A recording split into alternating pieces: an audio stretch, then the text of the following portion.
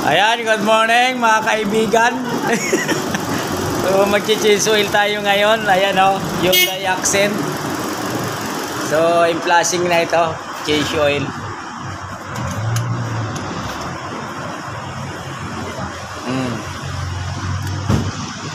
Ayan, pinatay na. Katatapos lang ng 3 minutes para doon sa kanyang flashing oil.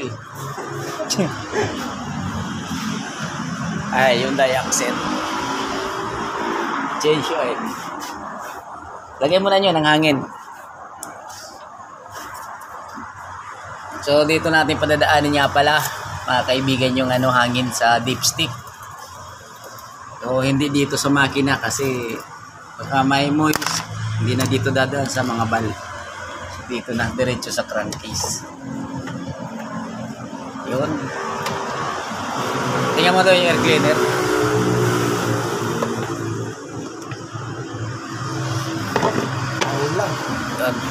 As cabin filter, check muna natin. So ito nga pala mga kaibigan yung kanyang cabin filter. So i-check natin yung accent. Yan. So pipindutin nyo lang to, bababa na siya. So ito yung lock.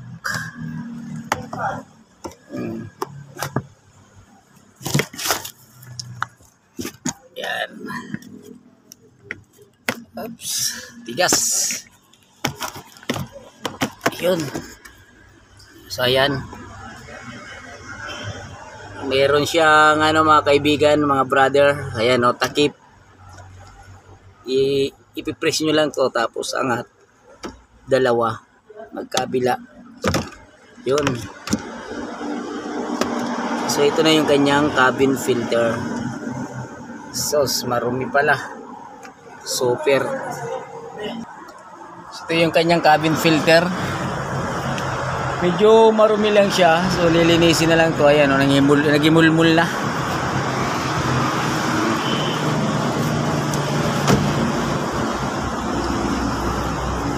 Okay. So iangat na natin para ma-change oil na. Brake fluid. Okay pa.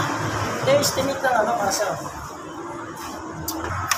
So ito, chichikin natin yung spark plug. Titingnan natin kung pwedeng palitan or cleaning lang.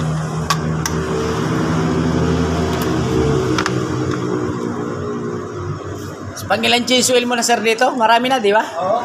Hindi ko lang alam kung pang-5 ngayon o pang-4. Ayan si sir, laging dito sa atin. Thank you sir dahil yung tiwala andun pa din.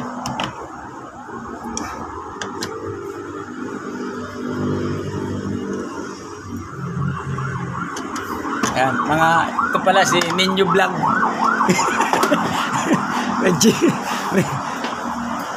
So ito lang mga kaibigan ng pag-check niya na spark plug. May mga gis na tornilyo. Ayan gagamit lang tayo ng T-wrench. Ito. So, pagtanggal sa number 10. Tapos iangat nyo na ito. Ignition coil. Cabin filter at saka ano kayo nito? Mura lang yan sa labas, sir. Hop. Hop. Hop. Tanggalin mo na lahat. Okay, pwede ko naman palitan na lang yan no? Cabin tsaka yung air filter. Yes po. So ito may special tools pala tayo para sa spark plug niya. Parang video. Hindi. Sulit ang aking kamay. Parang ang bilis Pass forward na yata dito yan Pass forward yata yan. Yun. Yan mga kaibigan. Palit yun. Ipayan nyo. Oo ha. Init. So ayan, tatanggalin pa natin yung iba. Nakita-kita yung loob Pass forward yata. So ito nga pala yung spark plug nya. Lilinisin na lang muna natin to. Ayan Kasi syempre pwede pa naman yung pinapalitan talaga mga kaibigan, yung talagang nanginginig na yung makina. Low power, nangangatal. So dito yon. Kung wala pa naman pundido, maitim lang, so linisin nyo na muna. Para hindi magastos. Oo, kasi mahirap naman yung palit tayo ng palit. Aray ko, mainit.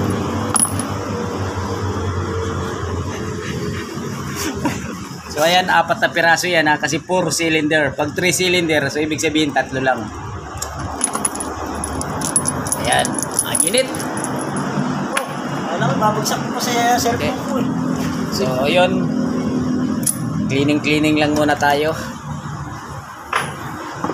Ito na yung hose para sa change oil, sa hangin. Okay. Belt, okay pa? Okay pa. Coolant, ayan, maximum, nadagdagan na siya. Sige, angat.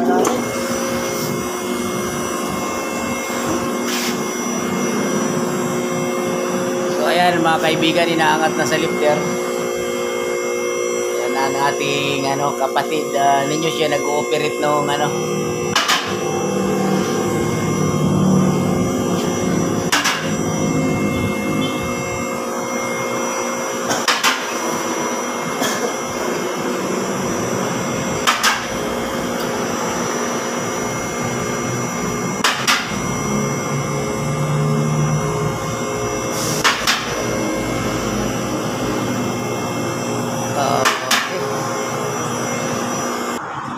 So ayan, i-drain na natin yung langis. So gumamit tayo ng 17 na socket wrench tsaka ratchet.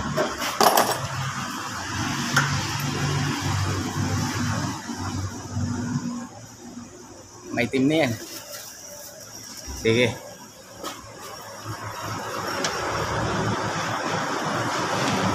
Pak! Ganda! Oh, medyo may kaitima na. Pero okay pa naman yung lapot niya. Hindi pa naman sa totally malapot. So ito yung oil filter. Yan. Haros katabi lang nung crankcase. So ito nga pala yung kanyang brake pad. Yan mga boss. Makapal pa, bago pa. Kaya matagal-tagal pa to bago magpalit. So ayan, stabling. Okay pa, tie rod. Ayos pa. Shock, walang kagas. Left and right, okay pa siya. So brake pad magkabila, napakakapal pa talaga siya. Ito, shock sa likod. Yan, walang tagas, maayos pa.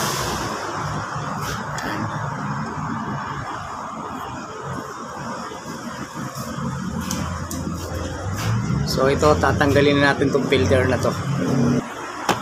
So ito, maluwag na yung oil filter. Yan, kakamayin na lang natin kasi niluwagan na to.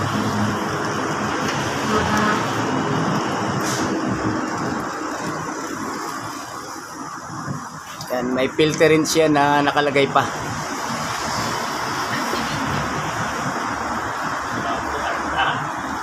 Well, pakadumi na.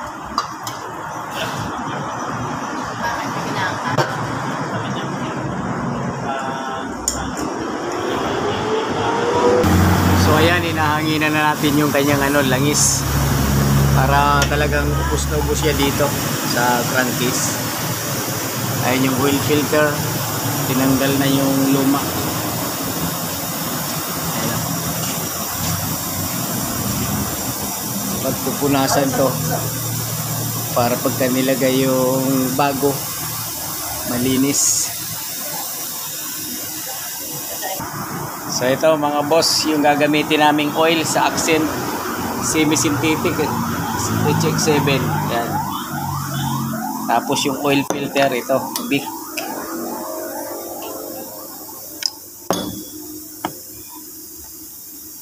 Yan, lalagyan muna natin ng langis sa pinaka gasket para pag nilagay iwasan yung leak. Itong langis na to mga kaibigan na to every 7,000 kilometers o kaya 6 na buwan. So ito mga kaibigan, nilalagay na natin bagong oil filter. Yan, hand tight lang yan siya. So kamay lang pag iipit para hindi pero pagka hindi pa rin tayo sure, sigurado, pitan natin ang filter rinse para walang talagang tagas. Ayun, okay na, wala nang tumulong langis. Ayan, pwede na natin ibalik yung green plug nya. ito, pag binalik nyo, syempre kakamayin na muna para maiwasan yung loose thread bago natin gagamitan ng tools panghigpit. Ito, gagamit tayo ng ratchet saka socket wrench na 710. Yan, mga loads, mga idol.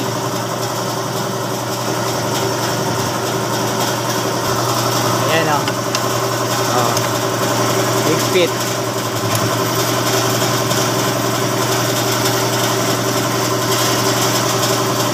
Okay. Ayos. Okay, baba na natin para sa langis. Ayan mga kaibigan, okay na yung drain plug nya. Ayan, masikip na. Oil filter na ilagay na ng maayos. Ayan, baba na natin.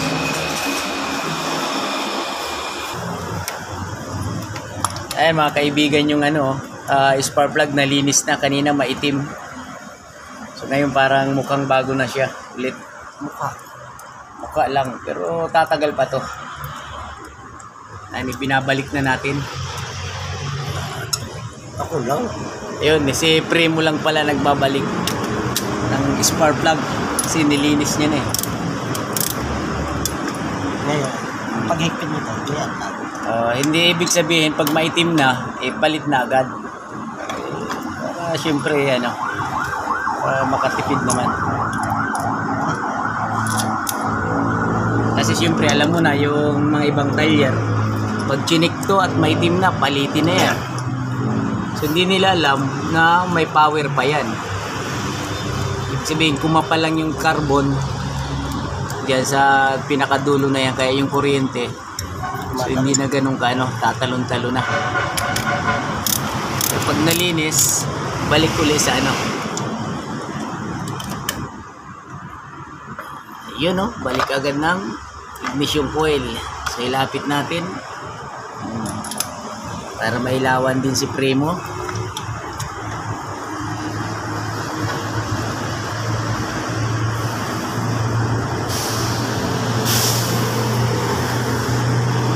Spark plug Hyundai Accent.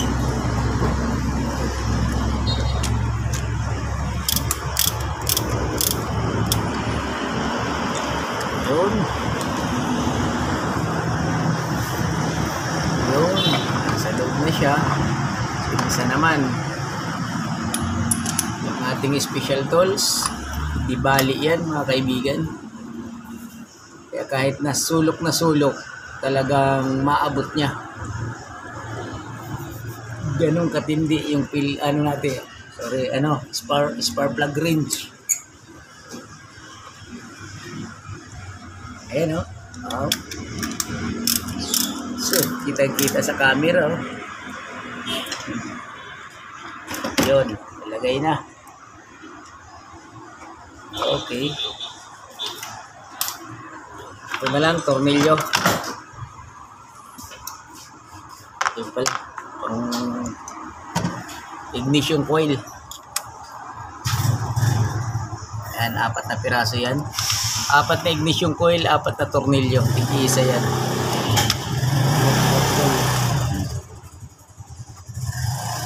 Yun.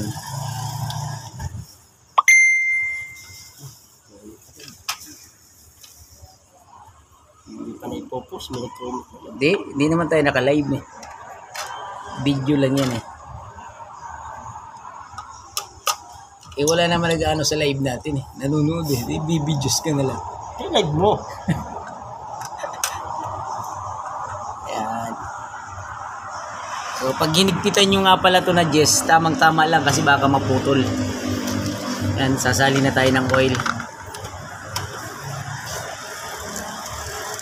Number 10 lang kasi yan, napakaliit para doon sa So yan, sasali na lang walang gamit embudo si Primo.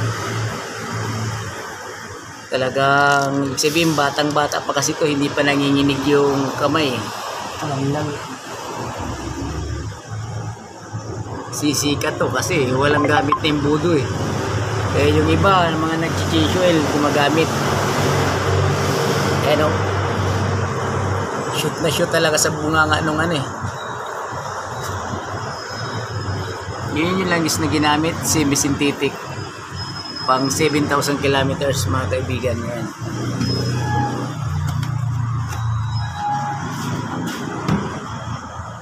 So yun, hanginan na lang yung mga filter.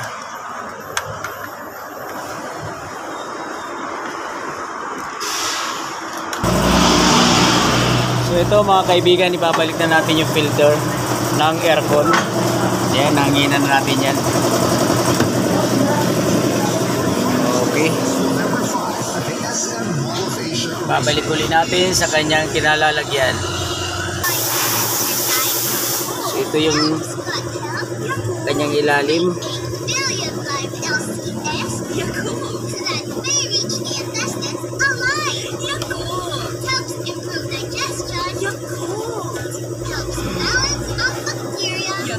Okay. Yung pinakatakip ng cabin.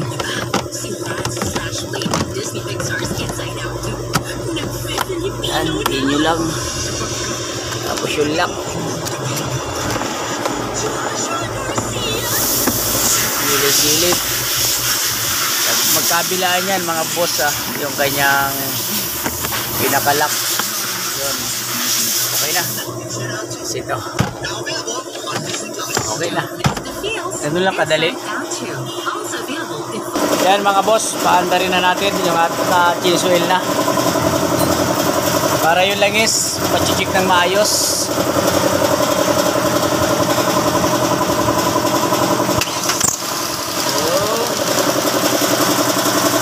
Ayos.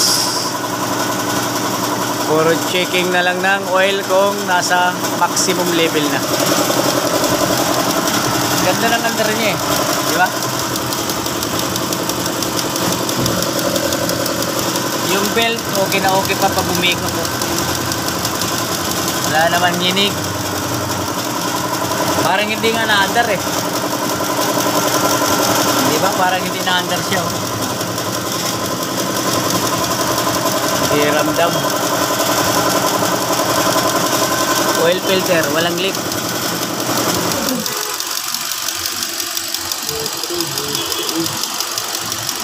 Alin? Pangalan ng ano yan? Engine number ata yan yun. Oo. Hindi, hindi. Sir, pagipatay po uli para ma-check natin ang langis. So ito, pinapapatay natin siya uli para ma-check na yung langis.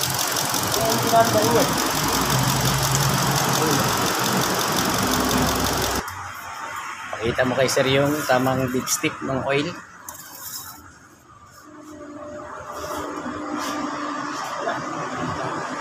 May tira pa si sir ano.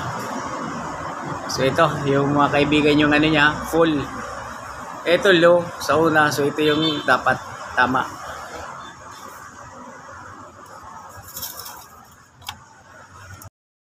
Few moments later. Mga boss, tapos na natin ang change oil, yung Hyundai Accent. So ganoon lang kadali mag change oil. Yan, pinapalabas na natin. Napakasimple lang.